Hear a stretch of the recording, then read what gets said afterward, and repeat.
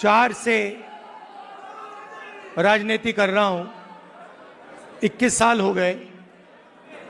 और जब मैं पीछे देखता हूं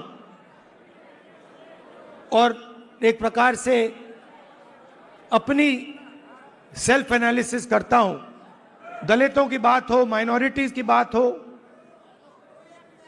वहां पे मुझे लगता है कि मुझे अच्छे नंबर मिलने चाहिए। अगर मैं थोड़ा पीछे को देखता हूं तो मुझे एक बात बिल्कुल क्लियर दिखती है। एक चीज मैंने मिस कर दी, एक गलती मैंने की। क्या थी? जो ओबीसी वर्ग है उसका जिस प्रकार से मुझे प्रोटेक्शन करना था मैंने नहीं किया। आपकी जो इश्यूज थी उस समय मुझे गहराई से नहीं समझ आई। मैं स्टेज से कह देता हूं कि 10 साल पहले, 15 साल पहले जो दलितों के सामने कठिनाइयां थी वो मुझे अच्छी तरह समझ आ गई। वो शायद वो ज्यादा आसान है समझना, वो क्लियर है। अनटचेबिलिटी, उनकी हिस्ट्री है तो एकदम पता लग जाता है। आदिवासियों की भी इश्यूज आसानी से समझ आ जाती हैं। आप उनके इलाके में जाइए, जंगल, जल, जमीन बिल्कुल सामने दिखता है। मगर ओबीसी की जो इश्यूज हैं, जो मुश्किलें हैं, वो छुपी रहती हैं, आसानी से नहीं दिखती हैं। अगर मुझे आपकी हिस्ट्री के बारे में, आपकी इश्यूज के बारे में थोड़ा सा भी ज्यादा मालूम होता, मैं तभी जाति जनगणना करा देता। वो निकल गया और मैं स्टेज से कह रहा हूं वो गलती है मेरी, और कांग्रेस पार्टी की गलती नहीं है, मेरी गलती है। गलती को मैं ठीक करने जा रहा हूं। और एक प्रकार से अच्छा हुआ।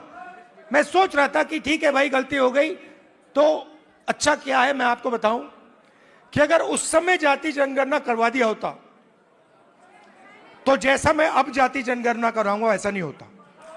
क्योंकि जो हमने तेलंगाना में किया है, आपको वो पॉलिटिकल अर्थक्वेक है, वो हिंदुस्तान की राजनीतिक जमीन को उसने हिला दिया है। अभी आपको उसका जो आफ्टर शॉक है वो अभी आपको लगा नहीं है, मगर वो काम हो गया है। आपने मीडिया में सुना होगा 2 करोड़ का पैकेज, 3 करोड़ का पैकेज, 5 करोड़ का पैकेज, सुना ना आपने? ये आप सवाल पूछ सकते हैं, तेलंगाना में ओबीसी को कितने पैकेज मिले? 0। एक भी पैकेज ओबीसी को नहीं मिल रहा, एक भी पैकेज दलित को नहीं मिल रहा, एक भी पैकेज आदिवासी को नहीं मिल रहा है। और आप मनरेगा की लिस्ट निकालिए, पूरी लाइन ओबीसी, दलित, आदिवासियों से भरी हुई है। देश को चलाता कौन है? देश को, उसकी, किसी भी देश को उसकी उत्पादक शक्ति चलाती है। और देश में मेन सवाल यह उठता है कि अगर उत्पादक शक्ति देश को कुछ दे रही है, मेरे लिए सबसे जरूरी सवाल है, अगर आप लोग देश को बनाते हो तो इस काम के लिए देश आपको क्या देता है? आपको क्या दे रहा है आज हिंदुस्तान? प्राइवेट स्कूल, जहां पे आपको लाखों रुपए देने पड़ते हैं। प्राइवेट स्कूल किसके? आपके नहीं, ओबीसी के नहीं, दलित के नहीं, आदिवासी के नहीं। रिजर्वेशन आपको दी गई है, मगर फाइनेंशियल मिनिस्ट्रीज को देखिए, डिफेंस मिनिस्ट्री, फाइनेंस मिनिस्ट्री, बड़ी बड़ी मिनिस्ट्रीज को देखिए, और वहां पे आप नेशनल लेवल, मैंने चेक किया, वहां पे मुझे ओबीसी, दलित, आदिवासी नाम बता दो। याद है आपको? हलवा बांटा जा रहा था, 11 लोग थे वहां पे, 90% आप लोग हो, 50-55% ओबीसी, 15% दलित,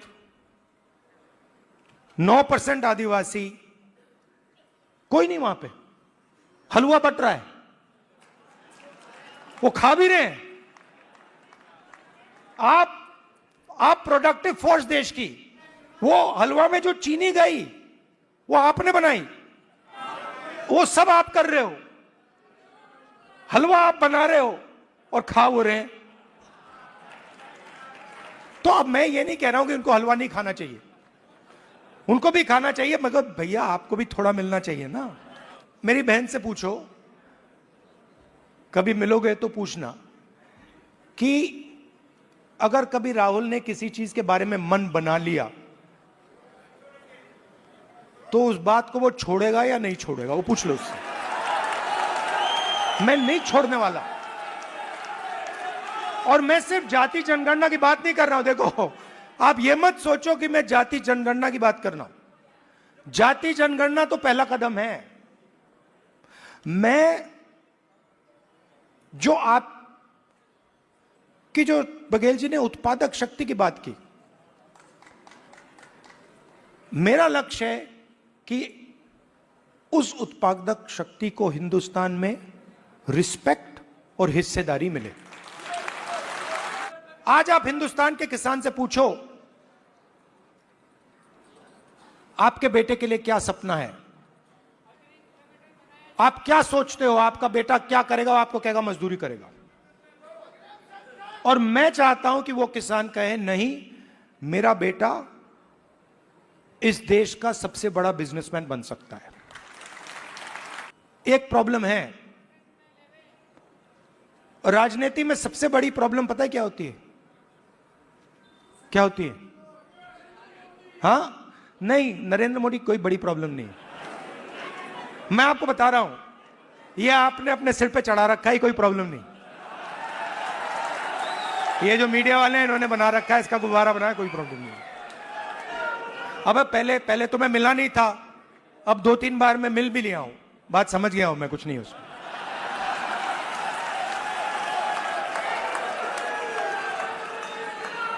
शो, पूरा शो है, दम नहीं है, बता रहा हूं।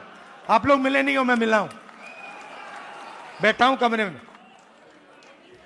तो मेरा कहना है कि सबसे बड़ी प्रॉब्लम होती है राजनीति में, जो व्यक्ति अपनी शक्ति को ही नहीं समझता है। और मेरी सबसे बड़ी कंप्लेंट क्या है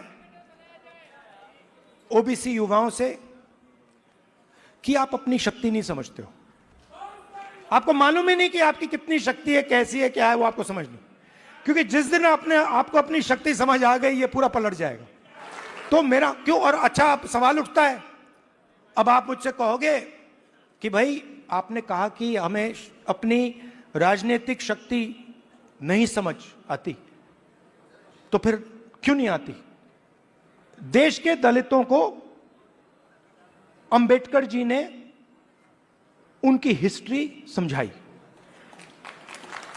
और अगर आप आज दलित से पूछें कि भाई आपकी हिस्ट्री क्या है, वो आपको 3000 साल की हिस्ट्री बता देगा। वो आपसे कहेगा, देखिए, हमें अछूत कहा जाता था, हमें बाहर रखा जाता था, हमें मारा जाता था। 1 सेकंड में आपको बताएगा। आप वही सवाल आदिवासियों से पूछो, आपकी हिस्ट्री क्या है, वो आपको बता देगा। मगर अगर आप ओबीसी से पूछो कि भैया आपकी हिस्ट्री क्या है, आप जवाब नहीं दे पाते हो। इसका कारण है आपकी हिस्ट्री को आरएसएस और बीजेपी ने मिटाया है।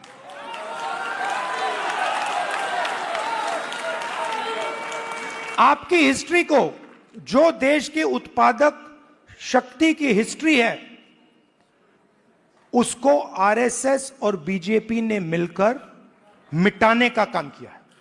आपने स्कूल में हिस्ट्री की तो किताब पढ़ी होगी, उसमें ओबीसी की हिस्ट्री कौन सी थी, कहां थी? उसमें कहीं लिखा था ओबीसी की हिस्ट्री के बारे में? कुछ लिखा था? मैंने तो नहीं पढ़ा। आज जब मैं बात को समझ रहा हूं तो मैं अपने आप से सवाल पूछता हूं, भैया जब मैं छोटा था तो इस देश की जो 55-60% लोग हैं, उनकी हिस्ट्री की किताब में है ही क्यों नहीं? ये जानबूझ के मिटाया गया है, क्योंकि जिस दिन आप अपनी हिस्ट्री समझ जाओगे उस दिन आप समझ जाओगे कि आरएसएस आपका सबसे बड़ा दुश्मन है। आप पर आक्रमण किया है और ये कोई नई बात नहीं है, ये हजारों साल से आक्रमण कर रहे हैं आप पे, मनुवादी वही। और ये हर लेवल पे होता है, एजुकेशन में होता है, बिजनेस में होता है, जुडिशरी देख लीजिए वहां होता है। सब जगह आपके खिलाफ डिस्क्रिमिनेशन हो रहा है। मोदी जी कहते हैं हिंदू इंडिया। अगर हिंदू इंडिया है और 50% आप हो, तो मीडिया में आपका एक आदमी क्यों नहीं है? कॉर्पोरेट इंडिया में आपका एक आदमी क्यों नहीं है? औरत क्यों नहीं है? मीडिया के एंकर्स की लिस्ट निकालो, ओबीसी नाम दिखा दो मुझे, कहां है? बड़े बड़े पत्रकारों के नाम निकालो, ओबीसी कहां है? कौन है वहां पे? पूरी की पूरी आपकी जमीन ओबीसी, दलित, आदिवासियों की जमीन छीन छीन कर अदानी को दी जा रही है, अंबानी को दी जा रही है, टाटा को दी जा रही है, इन लोगों को दी जा रही है। इनके सिस्टम में कोई ओबीसी है ही नहीं, दलित है ही नहीं, आदिवासी है ही नहीं। तो इसलिए हमने कहा है सबसे पहले जहां भी हमारी सरकार होगी वहां जाति जनगणना होगा, एक्सरे होगा, एमआरआई होगा। हमें पता लगाना है ओबीसी कितने हैं, कहां हैं, क्या करते हैं, कितनी भागीदारी है, कितना पैसा है, यह हम सब जानना चाहते हैं। दूसरी बात, जैसे ही जाति जनगणना होता है वैसे ही 50% की दीवार वहीं टूट जाती है। तेलंगाना के चीफ मिनिस्टर ने जाति जनगणना के होने के एकदम बाद अपने आप 50% की दीवार तोड़ दी और उन्होंने कहा कि भाई, मैंने उनसे पूछा, उन्होंने कहा राहुल जी, जब मैंने ये देखा, मेरे सामने कोई ऑप्शन ही नहीं है, मुझे ये करना पड़ा क्योंकि मुझे अन्याय दिखा। तो पहला काम जाति जनगणना जहां भी हमारी सरकार होगी, 50% की दीवार जहां भी हमारी सरकार होगी, और दूसरा काम नेशनल लेवल पे, ये दोनों काम। तेलंगाना में ये पता लगा कि अगर किसी व्यक्ति के पास शिक्षा है तो वो तेजी से आगे बढ़ता है। Education is critical to progress. और तेलंगाना में दूसरी बात पता लगी कि अगर आपके पास शिक्षा है और अगर आपके पास अंग्रेजी भी है तो डबल बैरल प्रोग्रेस होती है। बीजेपी के नेता कहते हैं अंग्रेजी को हम हिंदुस्तान से मिटा देंगे। नहीं, मगर आप उनसे एक बात पूछिए, आप अंग्रेजी मिटाना चाहते हो मगर आपके बच्चे कहां पढ़ते हैं? आपके बच्चे क्या हिंदी मीडियम में पढ़ते हैं या इंग्लिश मीडियम में पढ़ते हैं? आपके बच्चे क्या लंदन में पढ़ते हैं, अमेरिका में पढ़ते हैं, वहां क्या हिंदी में पढ़ते हैं वो? नहीं। तो रीजनल लैंग्वेज, रीजनल भाषा, हिंदी, तमिल, ये सब जरूरी हैं। बंगाली, पंजाबी, कन्नड़ा, ये सब जरूरी हैं, मगर उसके बिल्कुल साइड में अंग्रेजी भी जरूरी है। इसीलिए हमारा तीसरा मुद्दा, reservation in private education institutions, मतलब प्राइवेट एजुकेशन सिस्टम में दलितों को, आदिवासियों को, पिछड़ों को रिजर्वेशन। तो ये एक प्रकार से ओबीसी वर्ग के लिए एक पैकेज है।